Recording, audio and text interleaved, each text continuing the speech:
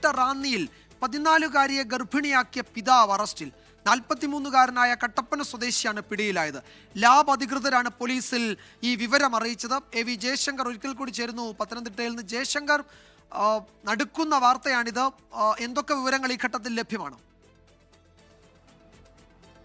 അതായത് വിജയകുമാർ, കഴിഞ്ഞ ദിവസം ഈ പെൺകുട്ടിയുമായി അമ്മ റാന്നിയിലെ ഒരു സ്വകാര്യ ആശുപത്രിയിൽ ചികിത്സയ്ക്കെത്തി. പെൺകുട്ടിക്ക് ശാരീരിക അവശതകളുണ്ടെന്നാണ് അമ്മ ഡോക്ടറോട് പറഞ്ഞത്. തുടർന്ന് ലാബിൽ ഡോക്ടർ നിർദ്ദേശാനുസരണം ചില പരിശോധനകൾ നടത്തി. ആ പരിശോധനയിലാണ് ഈ പെൺകുട്ടി, 14-കാരിയായ പെൺകുട്ടി ഗർഭിണിയാണെന്ന് കണ്ടെത്തിയത്. ഉടൻ തന്നെ ഈ ആശുപത്രി അധികൃതർ, ലാബ് അധികൃതർ സംഭവം പോലീസിനെ അറിയിച്ചു. പിന്നീട് പെൺകുട്ടിയുടെ ഉൾപ്പെടെ വിശദമായ മൊഴി വനിതാ പോലീസ് ഉൾപ്പെടെ എത്തി രേഖപ്പെടുത്തി. ഈ ഘട്ടത്തിലാണ് പെൺകുട്ടി ഇങ്ങനെ പീഡനത്തിനിരയായെന്നും ലൈംഗിക ചൂഷണത്തിനിരയായെന്നും ആരാണ് തന്നെ ചൂഷണം ചെയ്യുന്ന വിവരം ഉൾപ്പെടെ പോലീസിന് നൽകിയത്. അങ്ങനെയാണ് പോലീസ് ഇതുമായി ബന്ധപ്പെട്ട് പെൺകുട്ടിയുടെ പിതാവിനെ, കട്ടപ്പന സ്വദേശിയായ 43 വയസ്സുള്ള പിതാവിനെ പോലീസ് എന്തായാലും നിലവിൽ അറസ്റ്റ് ചെയ്തിരിക്കുന്നത്.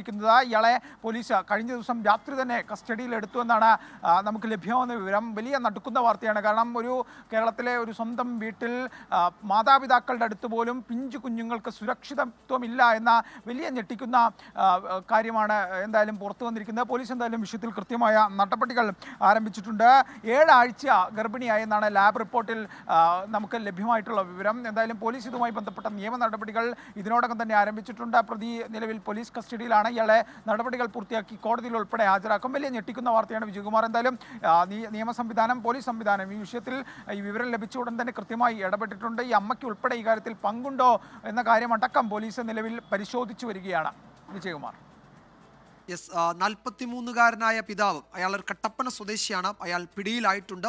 ലാബ് അധികൃതരാണ് പോലീസിൽ വിവരം അറിയിച്ചത്.